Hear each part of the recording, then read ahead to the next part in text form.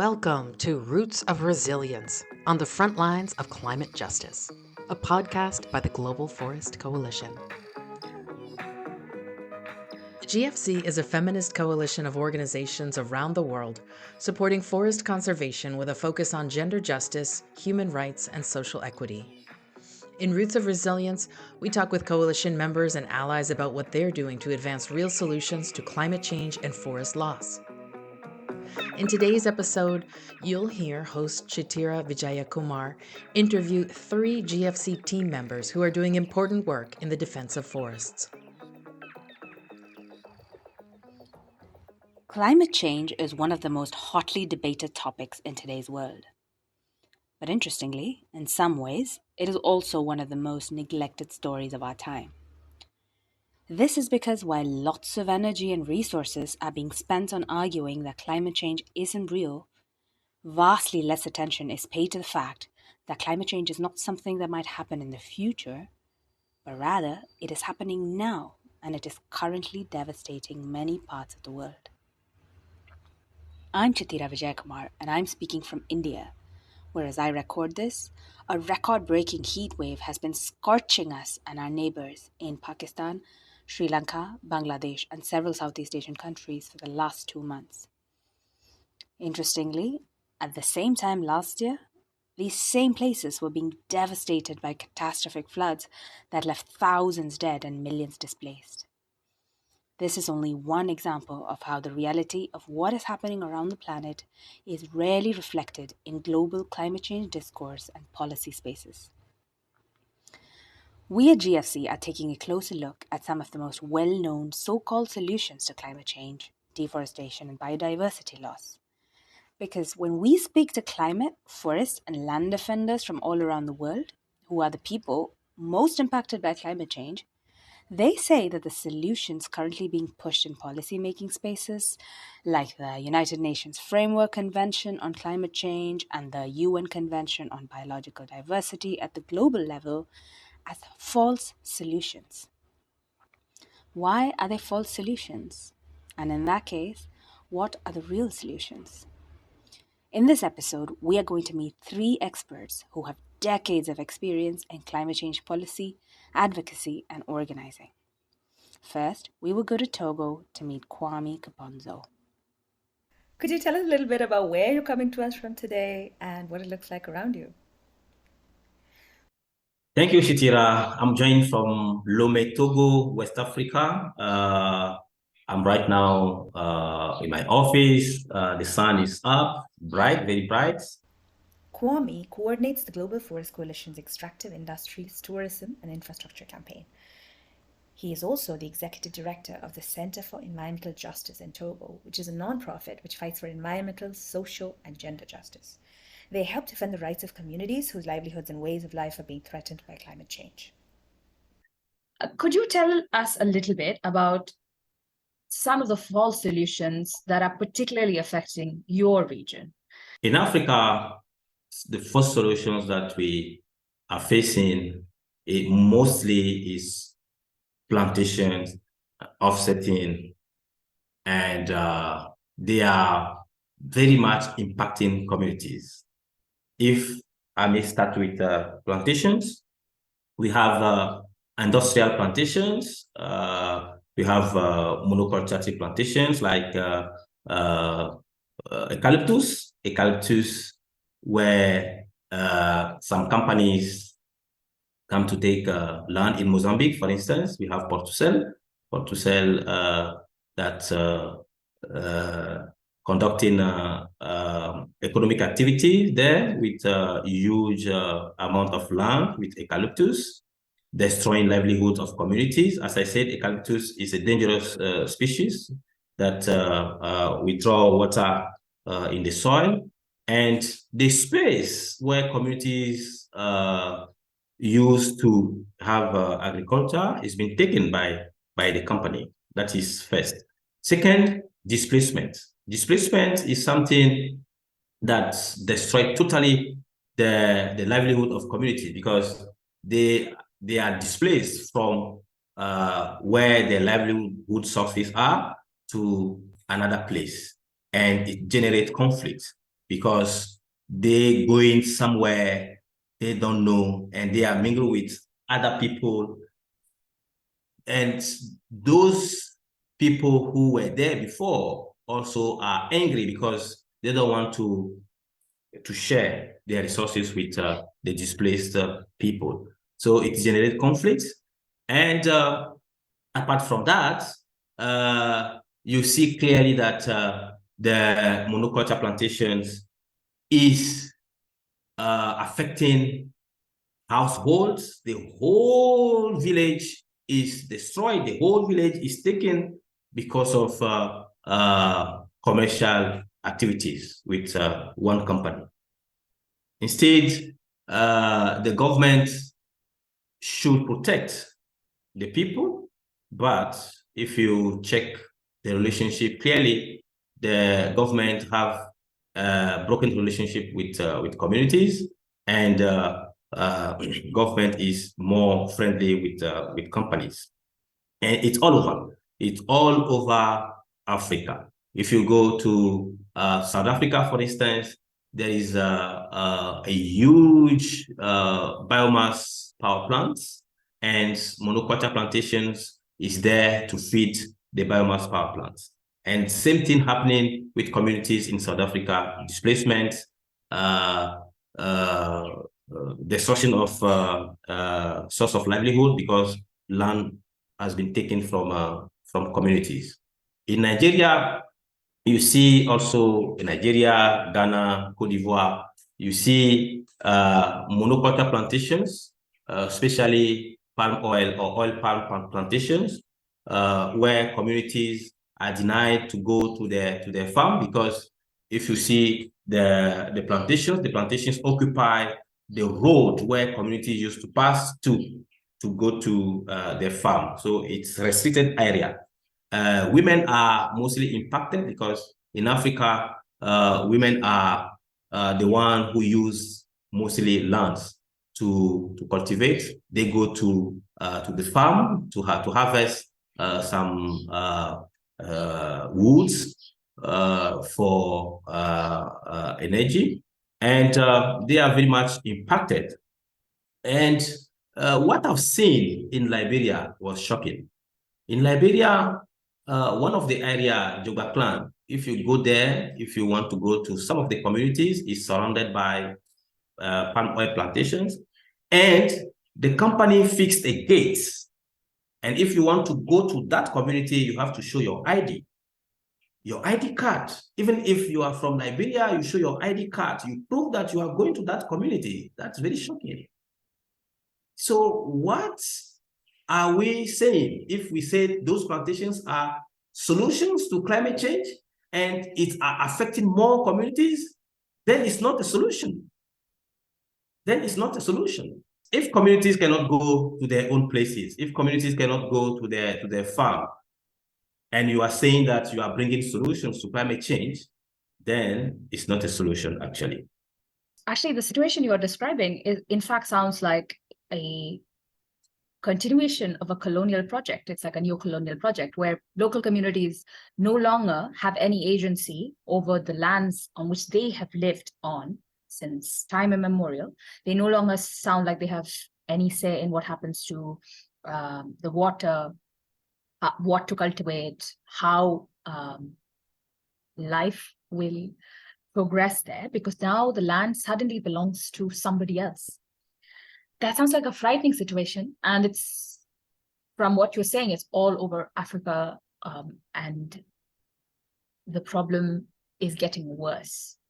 And you touched on this a little bit earlier, but you mentioned how women in all the diversities are some of the most severely impacted in this process through these very severe social, cultural, and economic changes. You mentioned how women used to have access to farmlands, and they used to be able to grow food and be wage earners. So can you tell us a little bit more about how gender dynamics are also changing in these regions? Yeah. As I said before, women are mostly impacted by climate change, by forced solutions of climate change.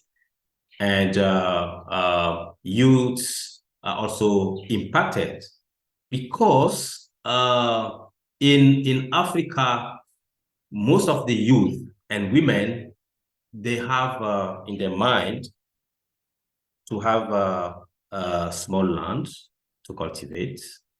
But because of those projects, because of the plantations, because of RED projects, those forced solutions that taking land from people, people move from their communities to the town. But in the town, it's difficult for them to get job. So it's very important to highlight this because it's happening everywhere in Africa. People move from the village to the town, hoping that if they get to the town, they will have a better job.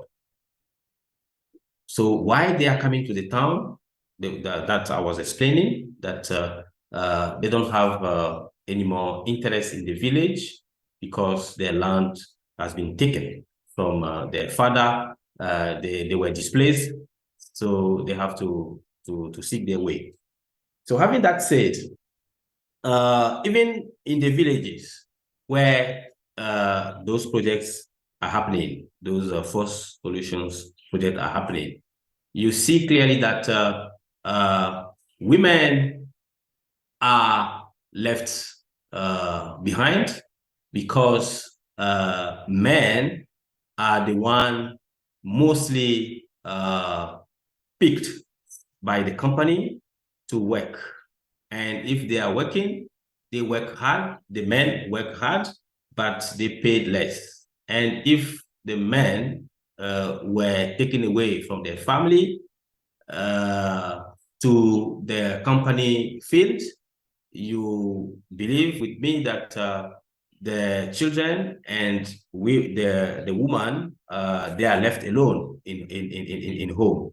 And the charge or the load of children is upon the woman then. So the struggle to get food to kids, to children. And if those projects also destroy the livelihoods of the communities, then the source of income also is gone. Then it's difficult for the family to pay the school fees for children to go to school. So the income is low. So it's becoming difficult for families or for communities to live in decent way. So this is second. Third is that this one I will give one example with Nigeria, one of the Nigeria projects where it's happening in Ukumu community in Nigeria, where the communities are protesting against the restrictions areas that the companies put in place. What happened is that the companies call for police or military, and they shoot the communities that are protesting. That is the situation in Africa with those forced solutions. The description you gave is very important because a lot of the times when we hear the word plantation, we don't realize what it really means is the mobilizing the state power, all of the state's power, including often the military or the police or other paramilitary forces, against indigenous peoples and small communities, local communities. Often the word plantation is not equivalent. We don't equate that with this this sort of machinery that is being, like you said, used against the people. But that's the reality, is what I'm hearing from your response. So this leads really nicely to the next question, which is, so far we've sort of been talking in the abstract. We say, this plantation or this false solution project sort of just appeared in these communities. But who are these people, and what is the machinery that enables these false solutions? Where do they start? Who are some of the people behind it? Who are some of the organizations behind it? The main channel that are promoting those four solutions is the UNFCCC spaces, where the negotiations are taking place. Negotiation on climate change are taking place.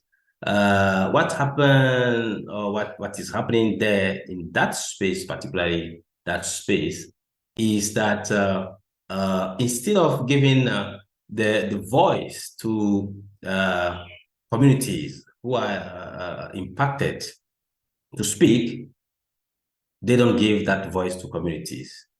And what is going on there is, you see the government mainly and the private sector, and the private sector is there, and the representative of multinationals are also there, associated with the private sector. So they promote their own projects. They promote what can benefit them. If you had the attention of world leaders for 1 minute and they had to listen to you, what you said, and they had to implement it, what would you tell them? What would your message to them be? Yes, the world leaders, they become leaders because of communities, people, because of citizens, because of people. The people elect them. So they should listen to people. They have to listen to people. They are there as leaders to serve people, not to destroy the livelihood of people. So what I'm telling them now is to hear what people are saying. We don't want to sell our land. We don't want to sell our forests. We want to live in harmony with nature. So leaders should hear that. Collective interest is better than individual interest. So leaders, please, we elect you to be there to serve the collective interest, not only your pockets, but please hear our voices, hear us as we are speaking. We don't want to sell our land. We want a better life. We want to live in healthy environments. That is my message to the leaders. Thank you, Chithira. Thank you so much, Kwami, for sharing your ideas and experiences with us today. Now, listeners, we're going to take you to a different continent to meet Souparna Lahiri, who is joining us from Calcutta in India. Souparna is the Senior Climate and Biodiversity Policy Advisor for GFC. Souparna, I've heard you speak in earlier instances about the need to demystify the concept of false solutions. Could you tell us a little bit about why that is important?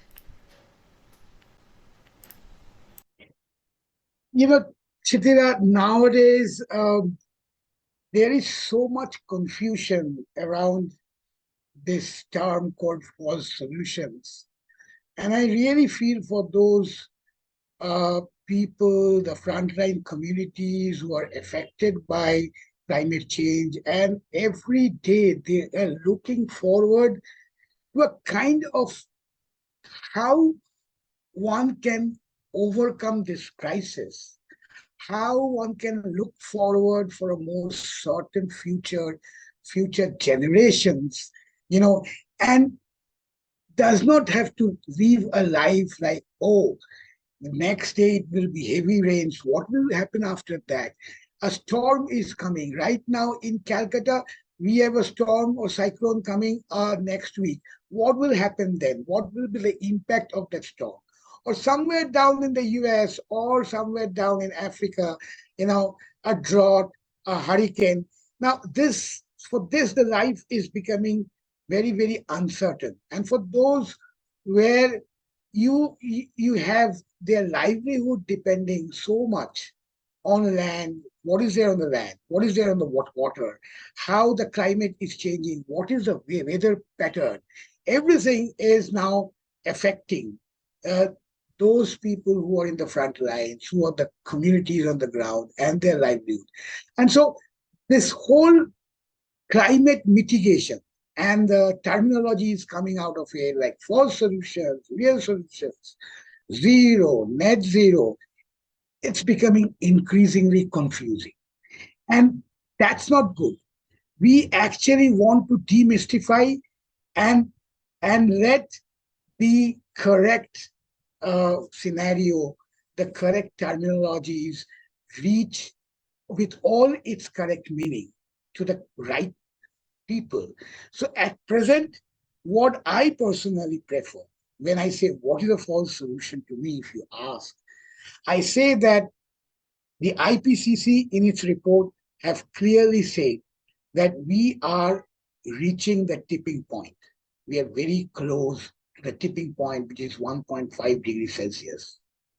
And by 2030, we need to reduce our GHG emissions by half, 50%, to keep around 1.5 and not get over that tipping point. And so any solution, any climate action or solution that does not contribute to reduction of GHG emission by 50% by 2030 is a false solution to me today. One term that I've heard a lot, come up a lot in these discussions, is the term divestment. What can you tell us about this idea? Is it a solution? Is it a false solution? What is the story there? I think divestment has come out in terms of, specific sectoral issues, and it is being focused more towards the banking finance sector, like divest from from financing coal mining or thermal power plant, or divest from, right now the campaign is going on, from factory farming, or divest from financing something else. What we are kind of trying to tell now, and this will be our main focus while going into Bonn, is divestment from false solutions, which essentially means that any public finance that promotes in any way a false solutions needs to be divested, needs to be stopped. So divest from promoting false solutions. Because in climate finance, as you know, the climate finance is something which we are struggling for almost the last 15 years. I can refer to that $100 billion pledge of climate finance from the developed north to the south, which has not materialized. And now we are hearing that, there wouldn't be enough climate finance if the private sector or the private finance does not add up to it. But we know that the public finance has been used both and hugely in the global north, and also in some of the middle income developing countries in the south, to promote solutions which does not contribute to climate action. A simple thing, the billions of dollars that go to plantations, planting monoculture trees, from bilateral funds in Europe to World Bank to the GEF, which is the main funding agency for CBD-related decisions, so Global Environmental Facility. The financing which has come out for promoting bond declaration in restoring forest and restoring ecosystems. The UN decade, which is now from 2020 to 2030, promoting reforestation. This is all public money, public finance, which has been promoting this kind of false solutions. Even if you go to REDD+, whether it turned into a carbon offset, whether it's a result-based payment as piloted by the Green Climate Fund. But REDD+ to us is essentially a false solution, not a solution to reduce deforestation and conserve forest. And REDD+ readiness has been funded from Sweden, Norway, Germany, UK, France, a lot of these rich European nations for almost the last 12 to 13 years in Amazon, in tropical forests in Africa, in Southeast Asia. Now the Green Climate Fund is promoting REDD+. And the finance essentially is public finance. Then we have Green Climate Fund promoting plantations through private sector player like the Arboro Fund. And Arboro Fund, the Green Climate Fund has contributed 25% of the entire budgeted proposal as an equity just to de-risk the private finance that is coming into the Arboro Fund. And this is completely towards the false solutions. Another round of monoculture plantations contributing to timber harvesting, bioenergy. And so increasingly, we are seeing that public finance started promoting this kind of solutions. And now what they're saying that add private sector to it, and private sector will never come, private finance will never come unless you de-risk through public finance.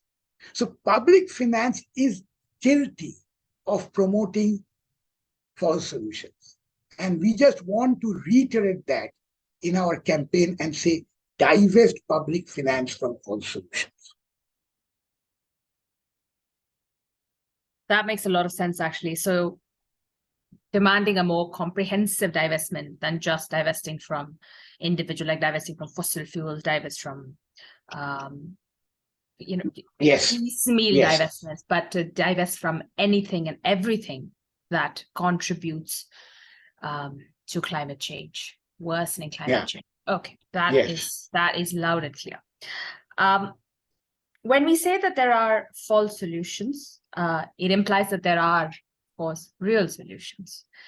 Can you tell us, in your decades of experience, what is a real solution to climate change that you've seen that really sticks with you, that's really been a powerful response to the existing scenario? We say we are increasingly talking of real solutions, but it's not a very straightforward kind of a discourse when we say look towards real solutions, what the communities are doing, what the communities are thinking, how their traditional practices and traditional wisdom contribute to what they are today, how they are fighting climate change, how they are being resilient increasingly from the kind of impacts and effects of climate change. But you need enablers. Real solutions to some extent are practiced for centuries by the indigenous people. All that they do kind of contribute to real solutions. The way they conserve their forest, the way their livelihood is entwined with nature and conservation, the amount of regulation that they themselves follow within their community in terms of extracting things from the forest, extracting things from nature, the balance, the amount that they barely need for their living everyday life and their livelihood is something which actually contributes today, if we see that, to the real solutions we are talking of. The best example would be the agroecological practices. These are real solutions on the issue of food systems and agriculture that is facing a huge crisis, and industrial agriculture contributes a lot to climate crisis.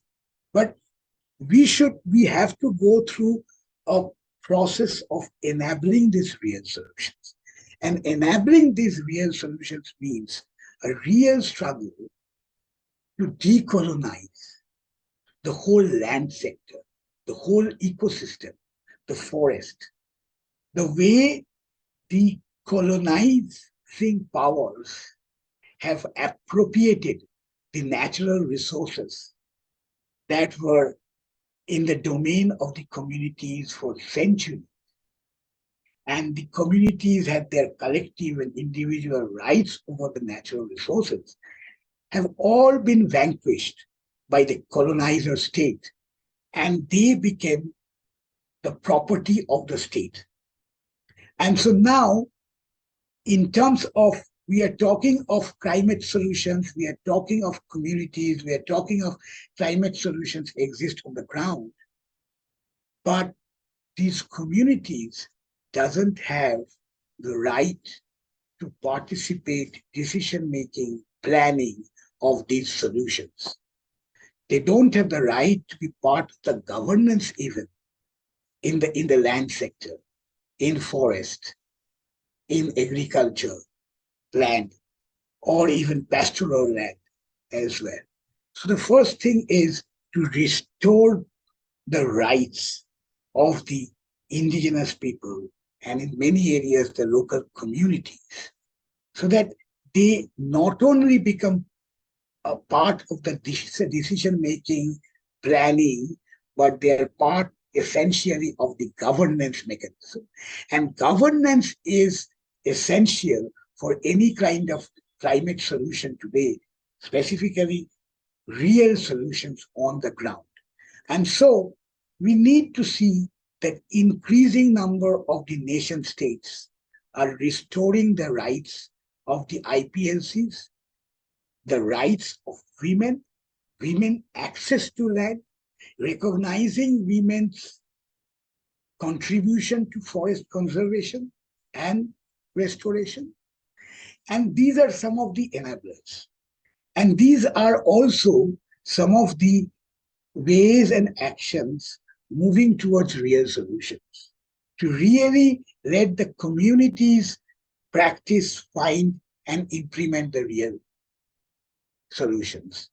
Right now, I would talk less of what the communities would think of real solutions, but I know that these enablers are essential when we talk of moving towards real solutions and real zero.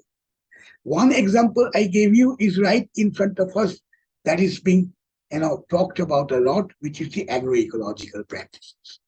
And then resilience, the climate resilience that the communities practice, and we are seeing it in front of us, how they are fighting climate change with resilience. But essentially, we need to restore their rights. We need to recognize women's contribution. We need to have action on gender equality. We need to have women's access to land and women's participation in governance, where the IPLCs are also part of the governance. A self-governance mechanism of the IPLCs, and with a kind of a quorum or majority of dividing the share of governance between men and women, will be kind of enablers to move towards real solution. Absolutely. And I think at this juncture, it's important to note that many of these false solutions actually weaken even the existing, whatever existing control that indigenous peoples and local communities have over their lands and sovereignty to live their lives the way that they would like to. So we're really, I think that the points you mentioned are really key, Souparna. Our final visit for this episode is to Andrea Echeverri, who's from Colombia. She's a feminist and environmental organizer and has dedicated the last 12 years of her life to environmental justice, mainly in Colombia and Latin America. Andrea is currently the coordinator of GSC's Unsustainable Livestock Campaign. Andrea, hello and welcome to the pod. Could you tell us a little bit about how you approach the concept of false solutions to climate change in your work? Well, hi, everyone. I'm really glad to say hello to everyone from Colombia. I live in a little village called Guarne that's nearby Medellin, the second main city from Colombia. We're located in the Andean mountain range, sorry. So we're surrounded by forests, what's left of them actually, with people who have really interesting connections with the land, and from a really beautiful place I'm talking to you right now. I get to see the birds, I get to see the forest, I get to listen to a little creek nearby. So I feel pretty connected with the topic that we're discussing right now. Well, I feel like when we're talking about climate crisis, we're not only talking really about climate. We're not talking only about emissions. We're talking of a symptom of a comprehensive crisis of a civilization model. That is, we have a water crisis, we have a food crisis, we have an environmental crisis, and we also have the climate crisis. So if everything's going wrong, basically, in our system, it's because the system itself, it's not working. So we can't ask the system itself to solve the problems that it has caused itself. And when I'm talking about the system, I'm talking, that might sound cliche or something, but when I'm talking about the system, I'm talking about taking into account the main issues, the main causes of the state we're at, the state of, I don't know, of global panic because the world's going to an end, we're heading to the apocalypse of something, because you can hear sometimes things like that. But you can't just keep saying that we are all on the same ship and everything, because that is true. But there's also something that has to be taken into account, and that's the principle of common but differentiated responsibilities. That said, we can't blame someone who lives in the Colombian countryside or in the Peruvian countryside, a woman, an indigenous woman who is harvesting the land or everything, as we can blame the big polluters. And the big polluters basically incarnate the profound roots of this environmental and climate crisis. So that is the patriarchy, the colonialism, and the capitalism itself. So those features have made that in our narratives, in our imagination, we separate what is bonded in nature, what is in reality bonded. That is, like, I don't know, we have some differences and some, and we separate, I don't know, humankind from nature, women from men, emotion from thinking and everything. So that way of thinking has led to the solution that they are proposing. The people that incarnates capitalism, colonialism, and patriarchy. So they keep separating everything that is not really separated. So they try to face only one symptom of the problem. So the problems of climate change do not rely on nature itself. They rely on the ways that we are relating to nature. So the problem of that has been reduced to equivalent carbon is really a political problem of a political system. So the solution can be like that narrow. We have to discuss the relations between humankind and nature and between human groups. We can't tackle climate crisis if we don't take into account social and environmental injustices that also this climate crisis is deepening. So these false solutions only take into account one little part of the problem. We can basically measure everything on carbon right now. We can measure your way of life, your way of eating, your way of transporting, but only as individual, not only taking into account like the whole system. And that's a whole problem. Not thinking about everything that's going on, only talking about this little coin that allows people to limit nature to only one of its main ecological, well, not main, to one of their many ecological features, and that allows to limit it and to put owners to them, to ecological function that is like the carbon cycle.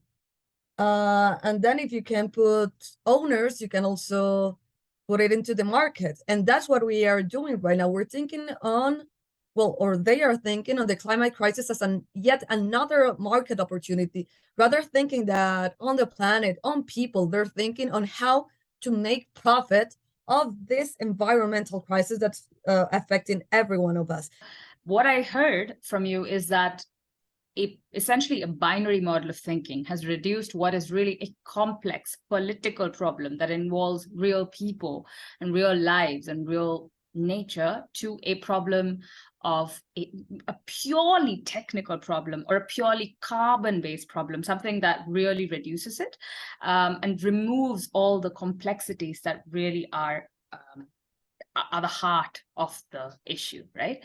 So it also sounds to me like what you're saying is that the same people who benefit from not only the things that created the climate crisis and the environmental crisis and everything, the same people who benefit from that are benefiting also from these false solutions. So they're really in a win-win situation where the only losers, the only people who are losing out in all of these scenarios are the people, is wilderness, is life, is water, right? Is an interconnected way of living, really.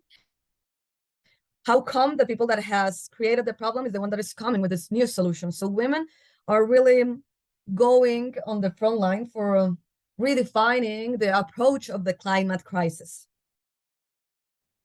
What are some of the ways in which women are being impacted by false solutions?